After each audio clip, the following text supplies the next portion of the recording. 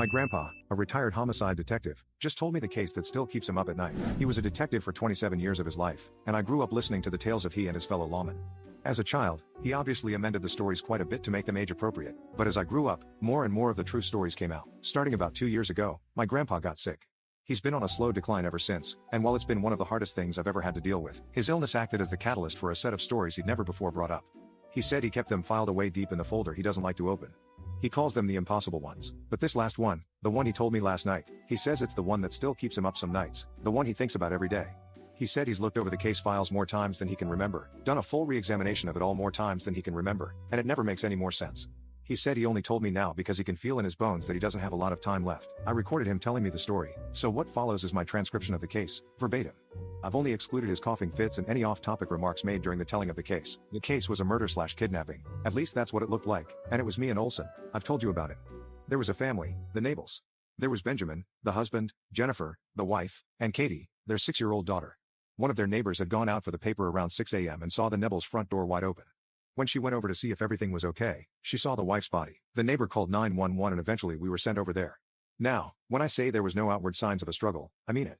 There was no sign whatsoever that anything had happened, well, except for the dead body. But even her body, there were no wounds, no marks of any kind. I'm getting ahead of myself. On our way to the house, it came over the radio that the husband and daughter were unaccounted for. If you're thinking the husband did it, we did too, obviously. Problem was, both the family's cars were still in the garage. So we think they might be on foot. Some officers canvassed the neighborhood, and no one had seen them, including 2 neighbors that were on their porches for hours starting in the early morning.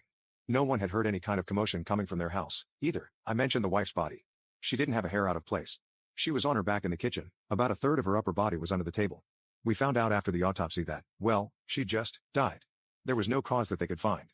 She'd been a perfectly healthy woman, didn't smoke, didn't drink, ate right, exercised. It was like she just blinked her eyes and gone from alive to dead. Anyways, we searched the house. We went through it with a fine-tooth comb, basement to attic, found nothing. No evidence of a struggle, no weapon, nothing. So we left. We'd spent hours in that house, thought maybe we should come back in a day or two with some fresh eyes. We went over to where Benjamin worked. He was a supervisor at a lumber yard. According to his coworkers, he'd shown up at work that morning just before 5 a.m. when he got and he worked on this narrow crate thing he was building in his office, something he told his coworkers was a project for his house. According to the other morning supervisor, he'd only built about half of the thing.